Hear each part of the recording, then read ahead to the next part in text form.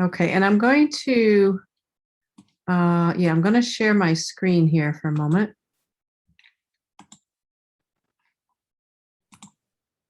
Okay, so you guys can see my screen now. So what I want to point out here on this, I'm actually as if I were you, and I'm looking at this course. So hopefully everybody got through section 1 and everybody got the images. Did anybody not get the images yet? Okay, so I'll assume you all got them. And there's really not too much here in this first section that I wanted to bring up again. But I do want to say this one here. At the end of Unit 1, it says upload images to Yoga for demonstration. This video will give you information. Okay, so if you click on that lesson and listen to it, it's really helpful. If you guys want to send me up to 3 images of yours, I can edit them for you. And I do it as demonstration. So at the end of every, week when we do our sessions, I will edit your image as part of, to demonstrate the tools and just to reinforce what we're learning. So if you guys would like to do that, this tells you how to upload your photos so that I'll have them for next week. So is that for every week or? Every week. No, so just 3 images total. Okay. So I might not get to everybody's images the first week or the second week, but hopefully by the time the course is over, I will have gotten to everybody's images. Great. So what we should do is actually send you three images each week. No, just 3 images total, Chris. Total. Just once. Yes. Okay. Mm-hmm. All now right. these could be images that you've edited and you just want to see how I would do it, or they could be images that you've just struggled with and you just don't know how to really edit them, or you just want a different take on things. It doesn't matter. Okay. So it would be really helpful though if you can send me either send me a big file to work with, and if you can send the raw file, that would be ideal. So we should send the raw file that is unedited as well as our edited version. Yeah, if you'd like me to see your edits, then send both a raw and a JPEG. Okay. Yeah. So it might be 6 pictures if you're going to send me a raw and a JPEG of each. And do you want these 3 sent at one time or just Sure. over the course of the? Send it whenever you want. It's usually good if you send them all at once, then I'll know how many I have to work with. Sure. But if you can't get to them all at one time, then send them whenever you can. Okay, so the only other thing I wanted to point out on this course here is, let's see. Okay, so let's say you're watching a video and you all of a sudden you have a question about something that I'm talking about. Up at the top of in the top left corner, you see this discussions button. You guys can click on that discussions button and you can send me a question, about whatever, like, I don't understand this tool, or how was I supposed to do that? Or can you review this or that, whatever. You can write a post, put a title on it, and then hit create. And then once you do that, I get an email with that question. And then I can answer you right back, or I can tell you, hey, I'm going to cover that in the next unit or whatever. But this is your way to communicate with me in between our live sessions here. Okay, Marie, in terms of that, like, let's say that I've been going over my 1, 2, 3 sessions, and I have a list of 5 or 6 different questions. I don't think I want to give them to you now because I don't want to screw up everything.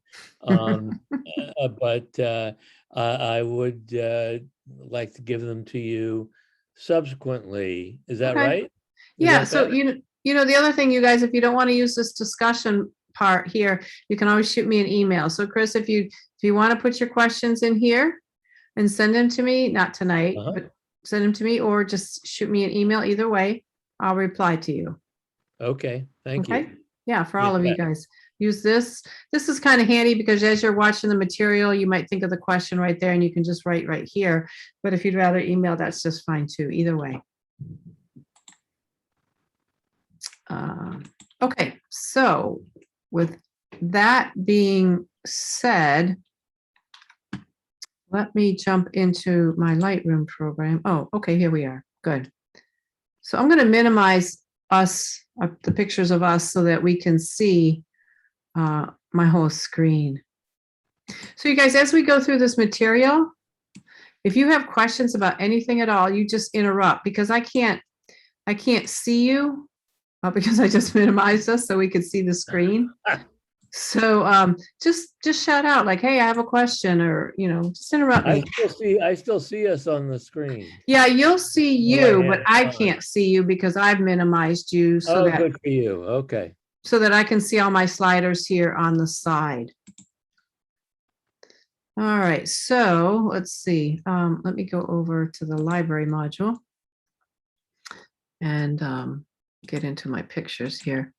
So I hope you guys were able to watch some of these videos, but I just want to make sure everybody understands that whatever you do here in Lightroom, there is no saving involved. If I edit this picture and make it look however I want it to, then whenever I am using Lightroom, I am going to view the picture that way.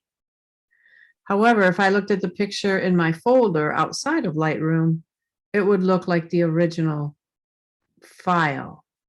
Does everybody understand that? So, why do you want to do it that way? well, that's how Lightroom works. So if I take this picture and I make it look all weird, I'm just doing this so we can clearly see that it looks odd.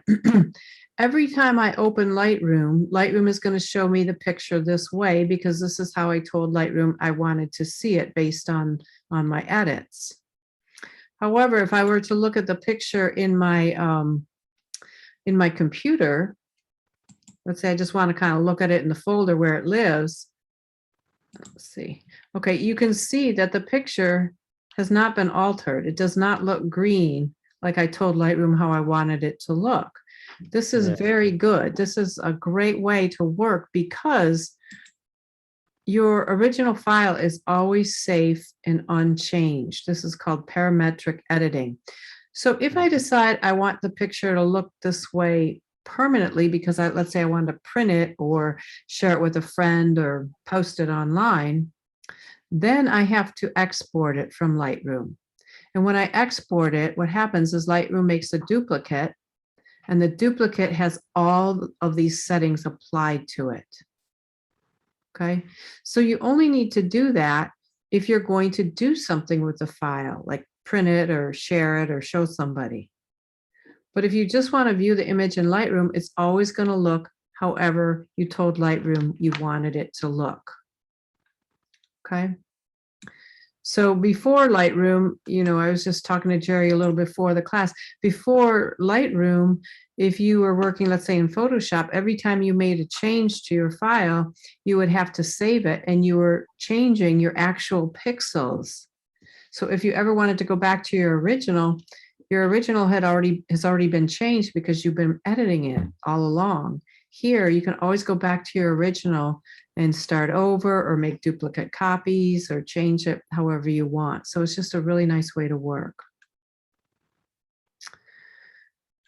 Okay, so I just wanted to make sure that everybody understood that, that there is no saving. You can leave the picture looking off, however you want it to look.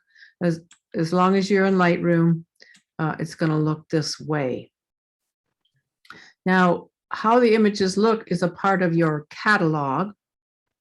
So when you are working in Lightroom and you close the program, you want to back up your catalog because the catalog just is a record of all your work. So the catalog knows you want the picture to look this way. It knows where you put all the sliders. So you want to back up that work because if you lose your catalog, then you lose all of your edits. So just make sure you know how to back up your catalog. And if anybody doesn't know, then just shoot me a note and I will show you how to do that. Or you can interrupt me now if anybody doesn't know how to back up the catalog. And at some point I will show you, but it's very important. You don't want to spend all the time making your pictures look fantastic. And then if your catalog gets lost or corrupt, and every once in a while it does, then you would lose all that work, and that would be a crying shame. Okay, so when we bring our images into Lightroom, let's see, how I have your folders sorted out here is I have them sorted for global adjustments versus local adjustments.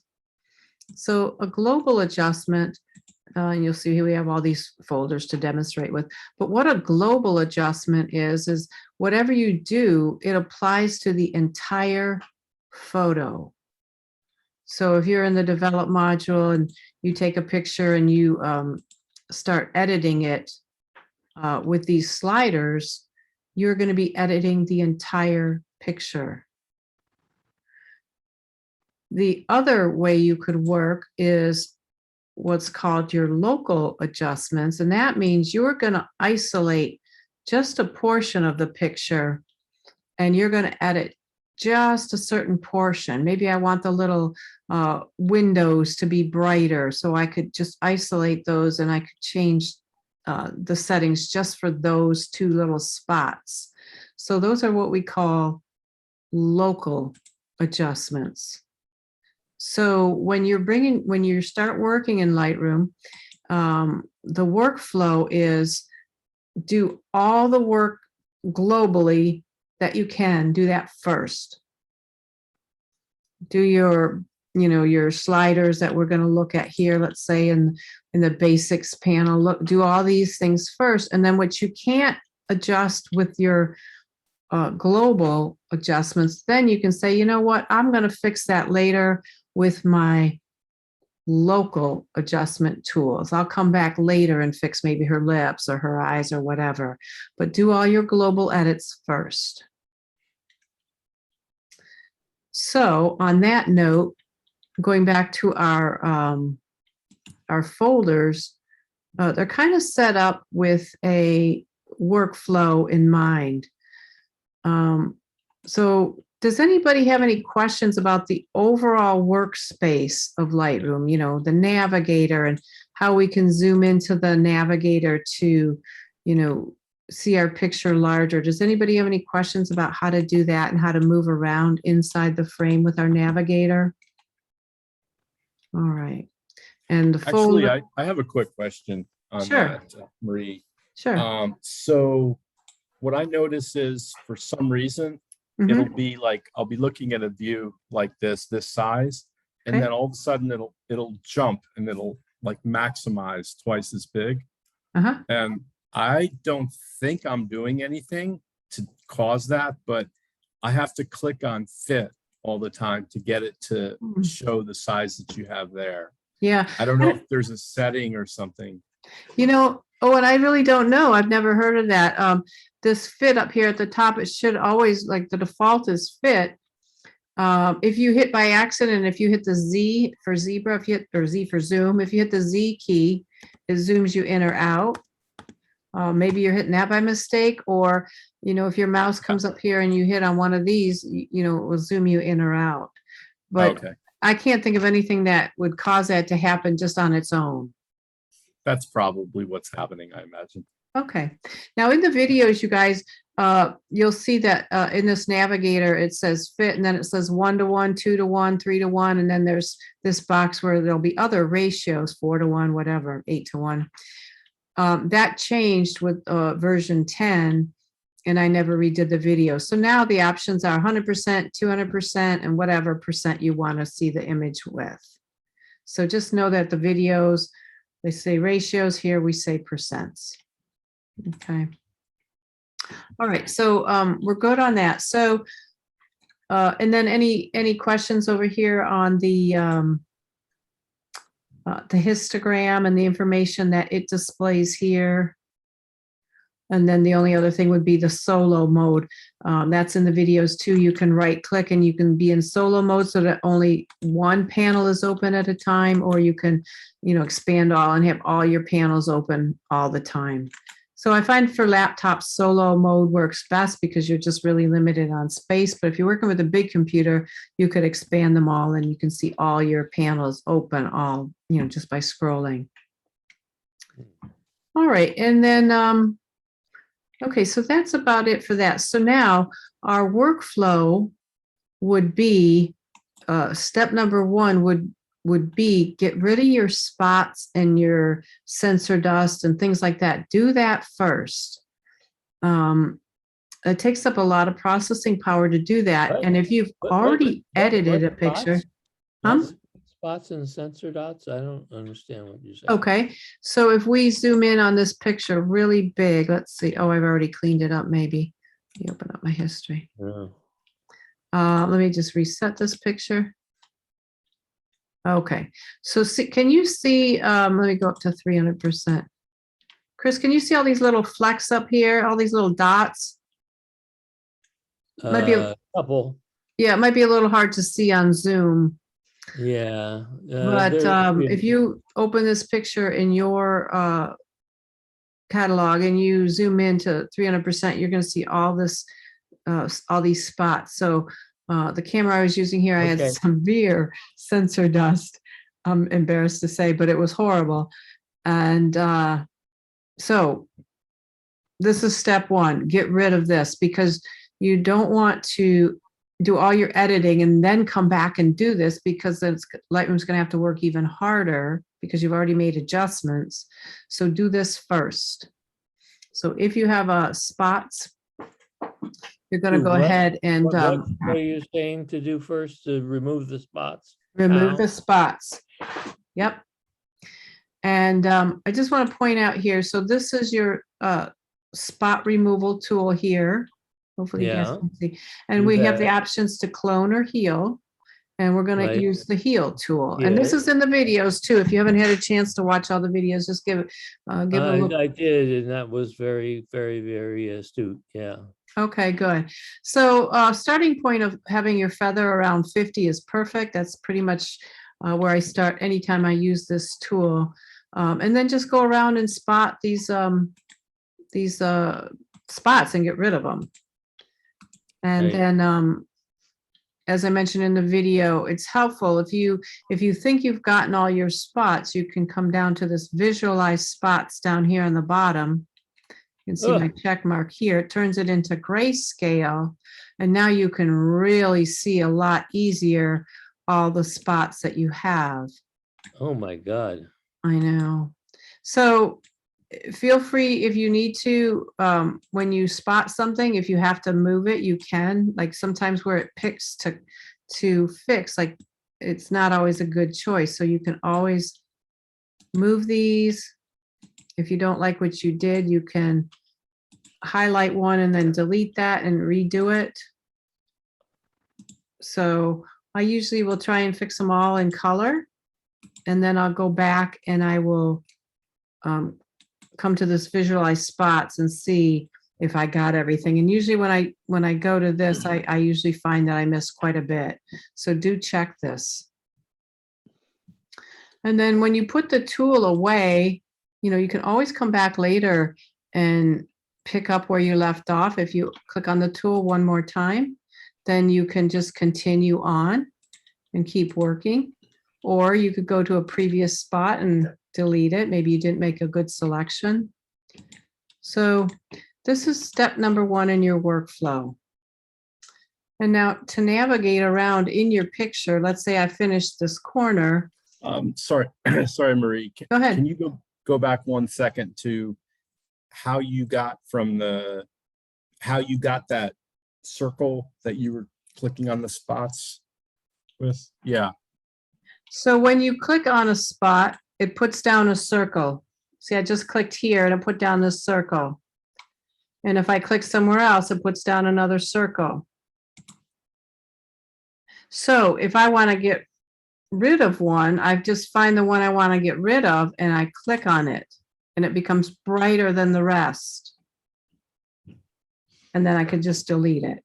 Did that answer that for you, Owen? Mhm. Okay. Yes, it did. Okay, so you're going to navigate through your image. You can either put your mouse right up here in the navigator and just move around and move, through your image and fix these ones and then move down and move over just by putting your mouse in the frame. This is easier because sometimes if you put your mouse here and click down, you are actually going to be using the tool. So instead, use the navigator to navigate through your image. The other thing you can do is you can hold down on your space bar. And when you do that, your mouse becomes a hand just by pressing and holding on your space bar. Now you can click down and drag around if you need to. So either way, you guys decide which you prefer, the hand or just using your navigator. Marie, can you please repeat the steps? So just click on the button, and then when you click on the picture, the circle appears, and then what? Yeah, so you click on, so I'm going to put the tool away. So you click on the tool to make it active, decide whether you want clone or heal. And your sensor dust is definitely going to be heal. So you're going to just make sure heal is bigger. Your feather's going to be at 50, and then you're just going to put your mouse in the frame. You're going to size it. Now, if you have a wheel on your mouse, a center wheel, can you guys see my circles getting bigger and smaller? Yeah. Or you can come over here with this sizing tool here and change the size, or you can use the bracket key next to the letter P and just just tapping on that bracket, you can make your size however you want it. So the size should be just a little bigger than the spot itself. You don't want to be super tight on the spot. You want to be a little bit bigger so that Lightroom can actually do a good job blending. And so once you have your spot, your tool over a spot, just click. And then if you like what Lightroom chose to fix it with, you can leave it. Otherwise, you can put your mouse inside that little spot and you can drag it to someplace else. Or you could drag this one, or you can change the size as well of either one of these. Or you can simply delete it and start over. Okay, did that help, Robin? Yeah, thank you. Okay, so this is step one. Get rid of your sensor dust, get rid of your spots.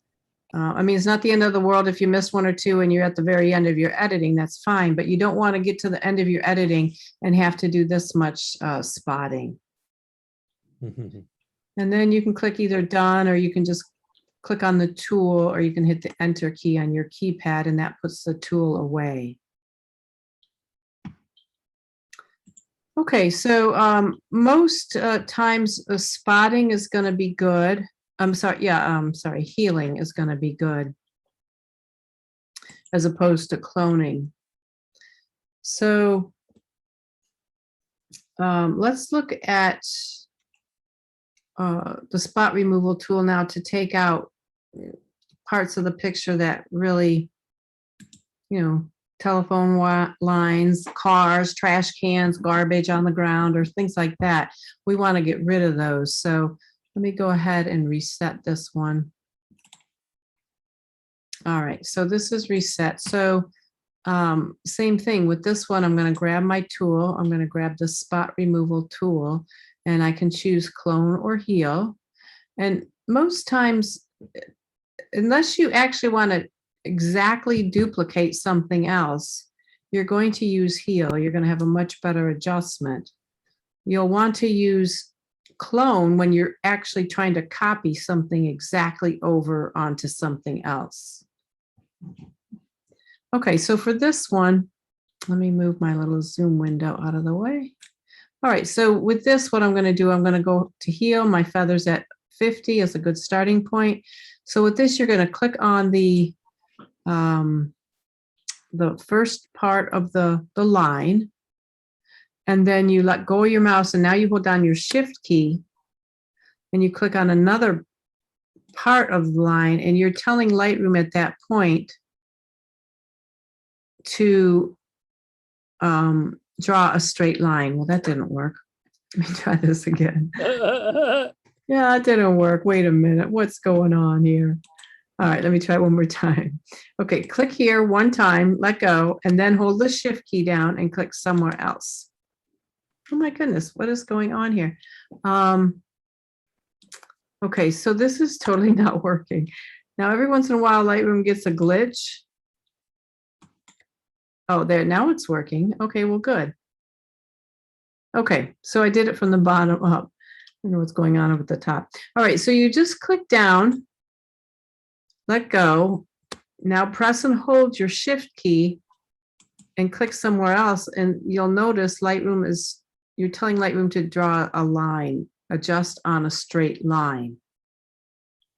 So again, click, hold down shift and hold, press and hold on shift, and then keep clicking around to the next part of the line you want to do. And then with these too, you can move these around. So Lightroom gave me this as the adjustment, and actually that does look pretty good, so I think I'll leave it. But if I wanted to, I could go on the previous one I just did, and I could say, I don't like what it gave me there, and I'm going to move what it gave me and pick a different spot to sample from. So I can move around that way. If you have a big long line like this, it doesn't work really well if you just try and do the line all at one time. It works really bad. So just tackle something like this in portions and in pieces, and you'll have a much better adjustment. So click here, hold down my shift key, and then click here, and then decide if you need to move it. So the black dots always show you the active adjustment. So this is the one I was trying to cover, and Lightroom chose this area here as the area it was going to use to blend over that top portion there. And actually that looks pretty good. So down at the bottom here, you guys, you'll see this where it says tool overlay.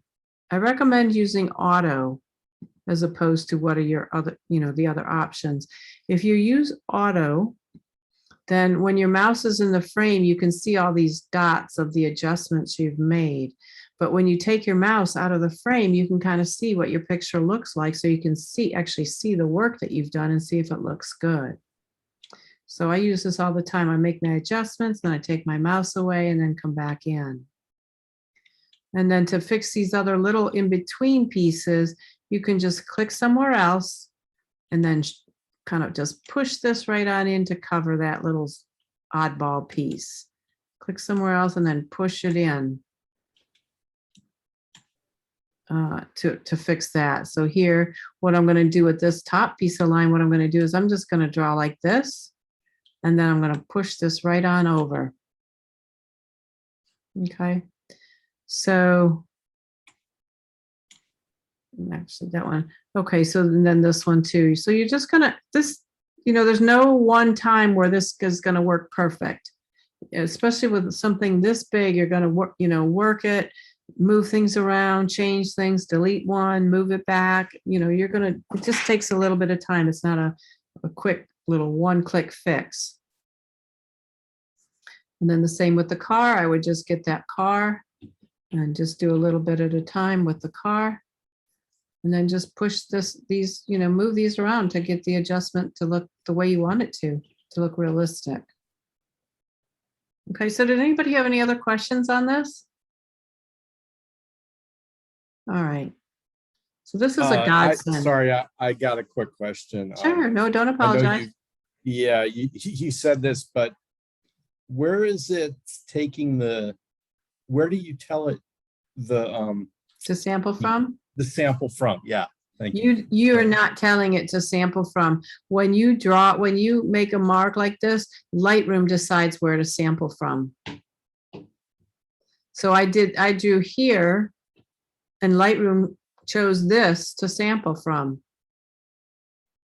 So Lightroom chooses. But if you don't like what it chooses, then you just click down what it chooses and you move that somewhere else.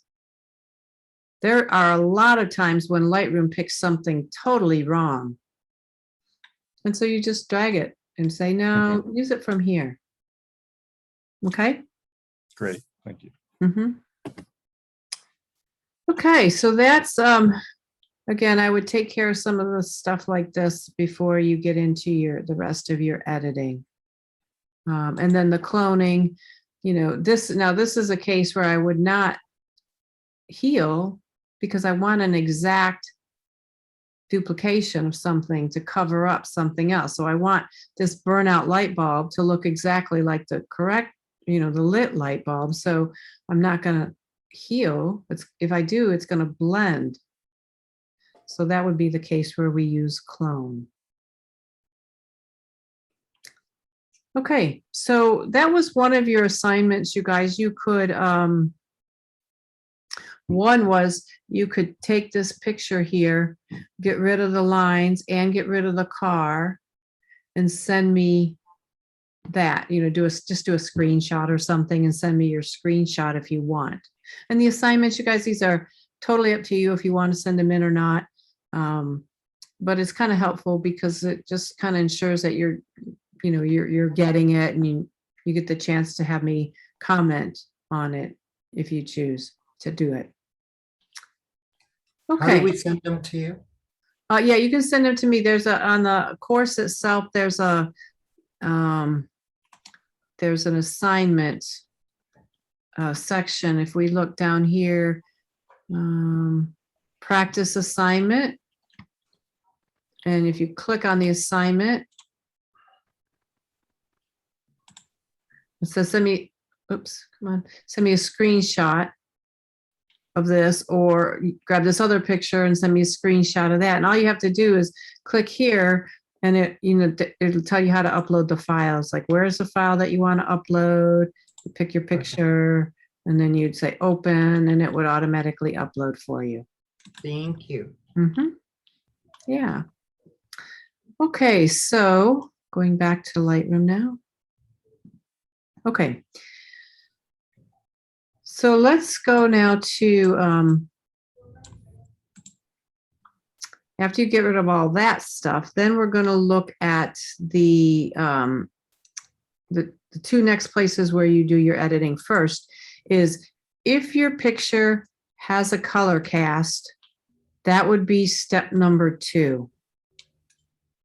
Let me reset this one here.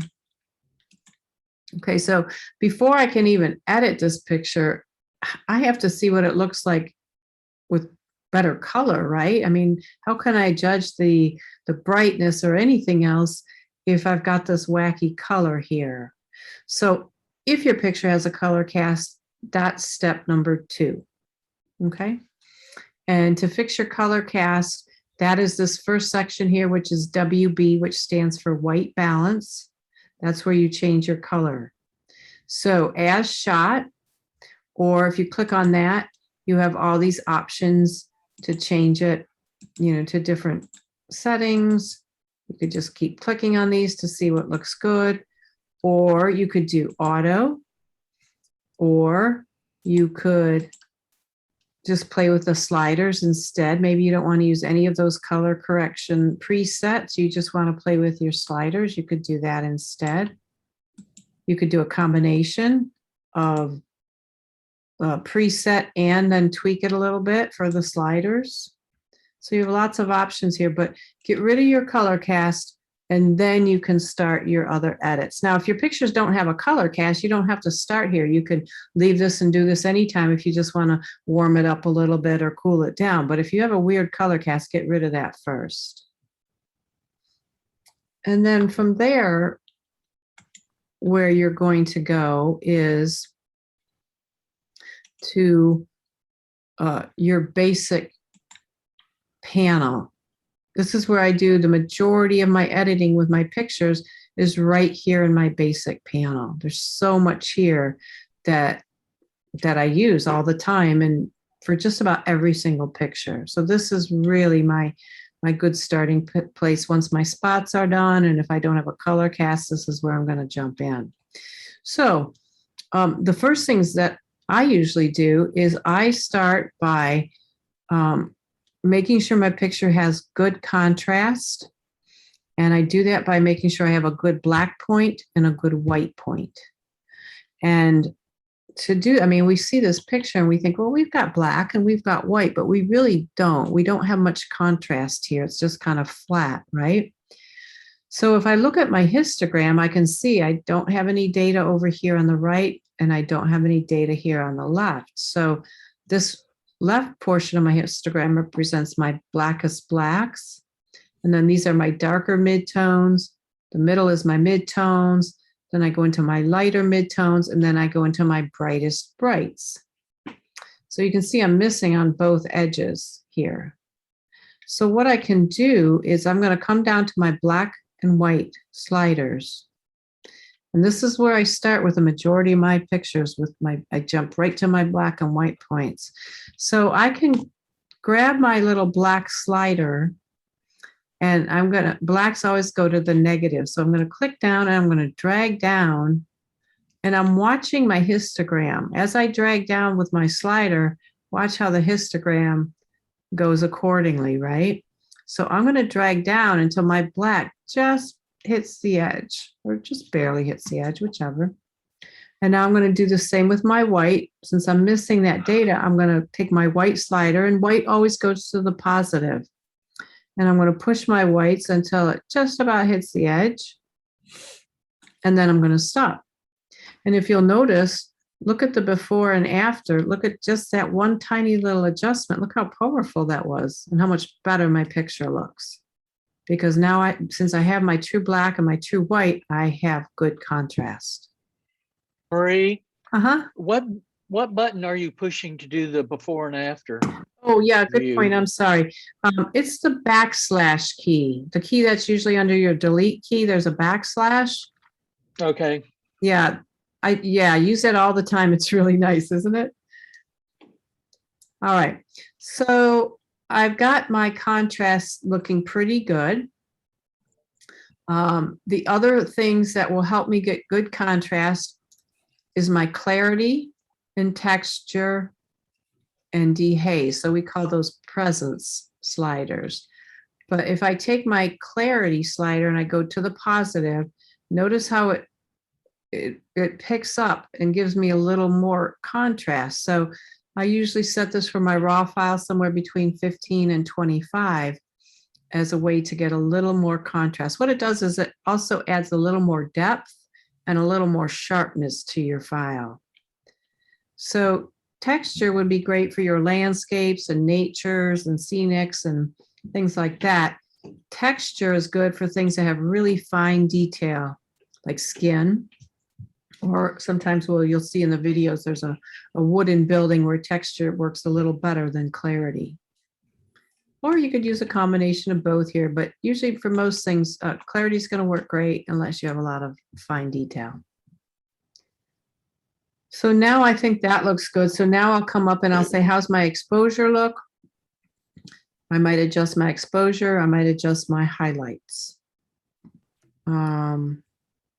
Let's see, here's a good picture because this one has a lot to demonstrate with. So if I reset this, again, I'm going to start with my white point, black point. So I click on my my slider, but I look up, it's like, wait a minute, I already have blacks. So I'm not going to do anything here. And if I decide to go to my whites, I can look here at my histogram. It's like, wait, I already have whites. I don't need to do anything with my white point or my black point. So I'm done. I don't need those two. So then I'll say, okay, but how's the brightness? How's my exposure? And it's like, oh, you need to do some serious work here. So I do a lot of push and pull with exposure and highlights. So I might take my highlights down and push my exposure up. And take my highlights down more and push my exposure up more.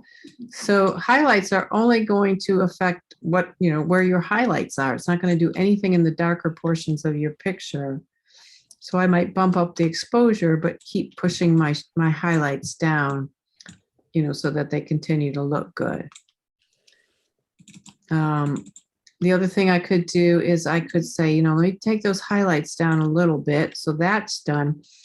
And instead of using exposure, I could say, let me open up my shadows a little bit.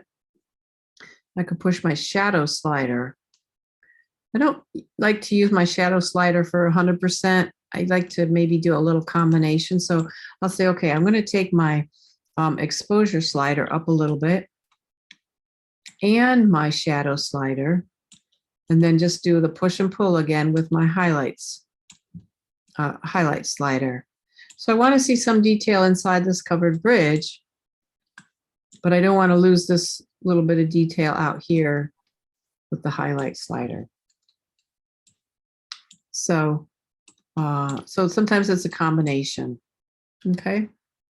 And I should have said a little clarity here just to give myself a little sharpness and a little depth and a little bit of contrast, okay?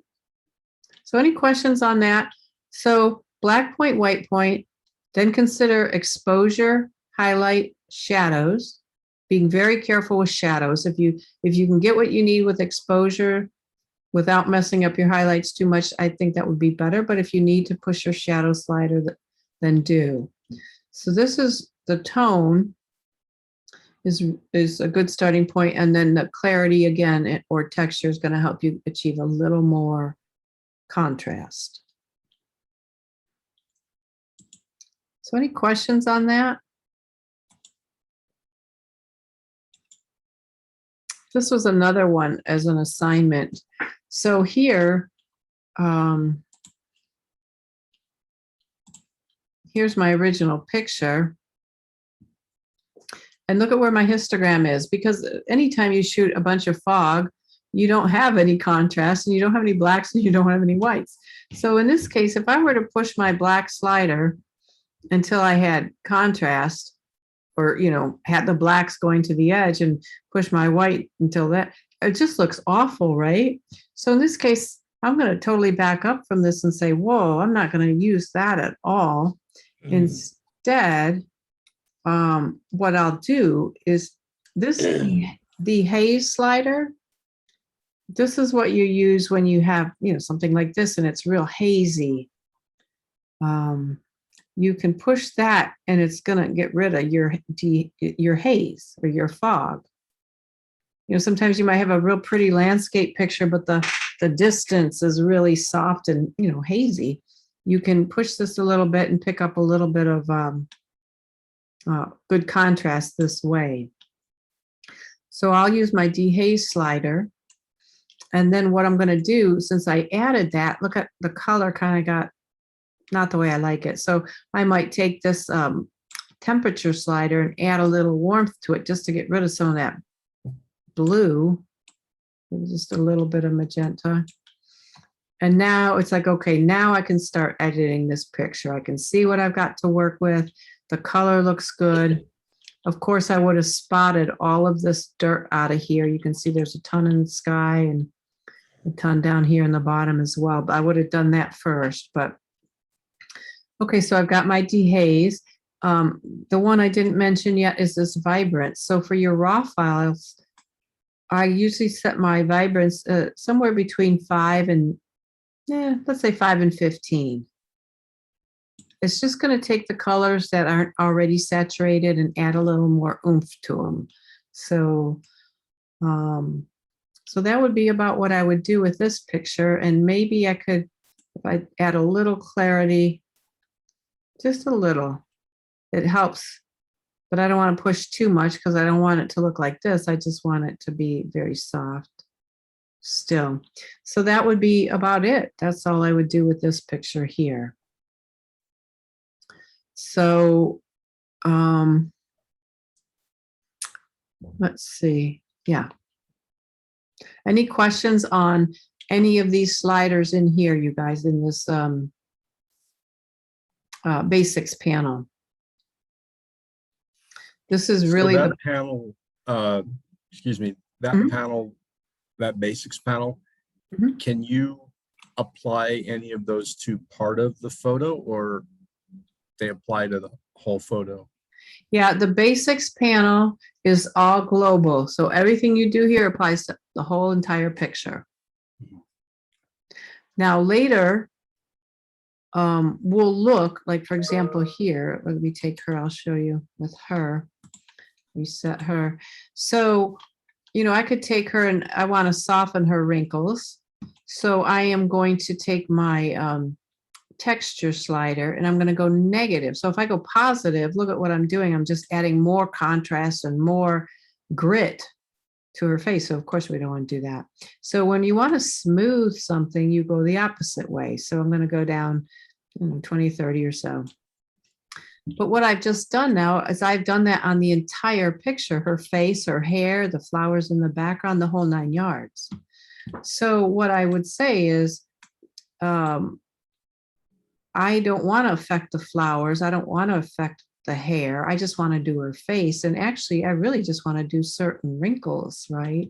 So later we'll look at how we can use our adjustment brush and we can paint certain parts of the picture. I'm showing you like in red, the areas I'm painting. And then I can say, okay, I really just want to fix this area of her face. I've painted it.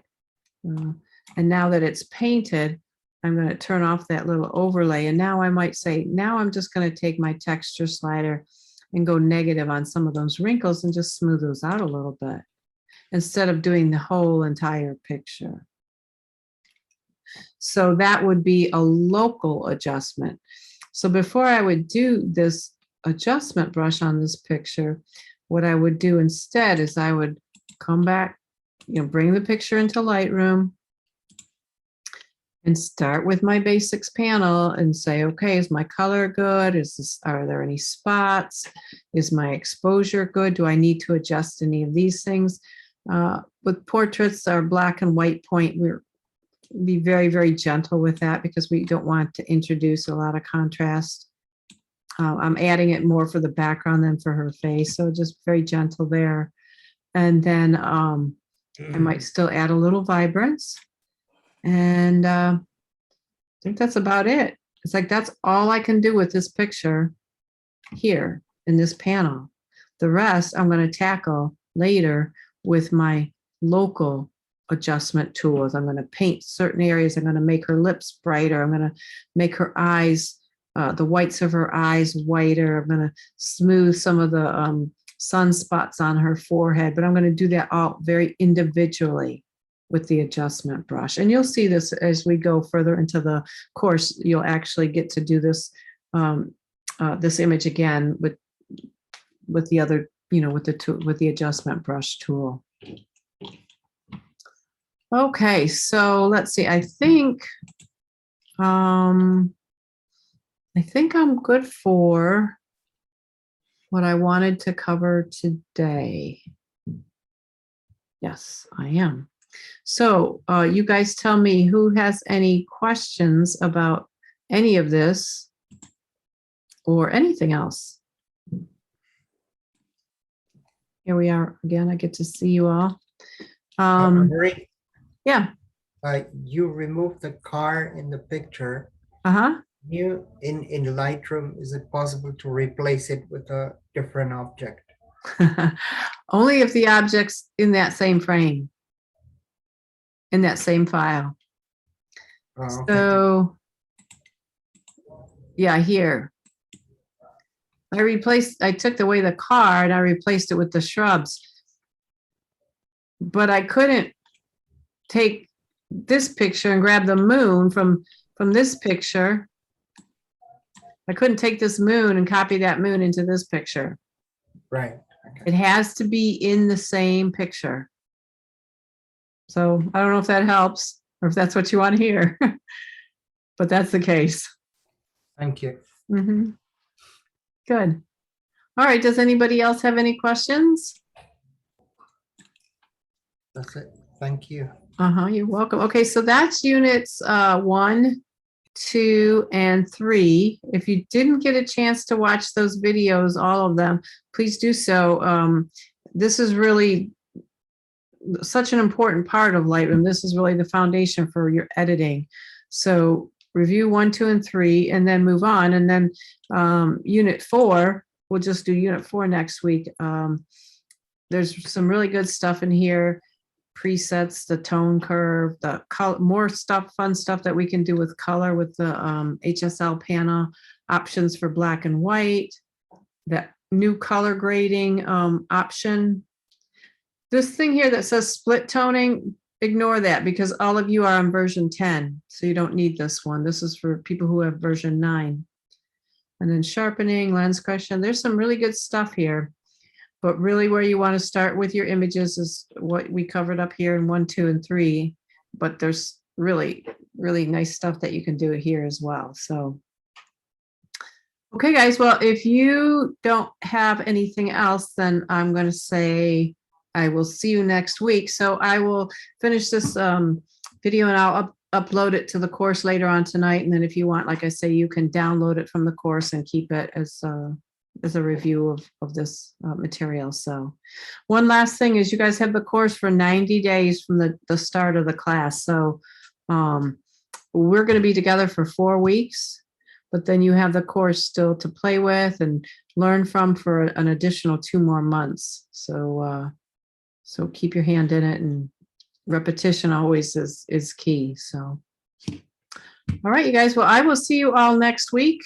And as you're working through the material, please don't hesitate if you have any questions about anything. Okie doke. All right, then I will see you all next week. Bye. Thank you. Thank you. Bye-bye.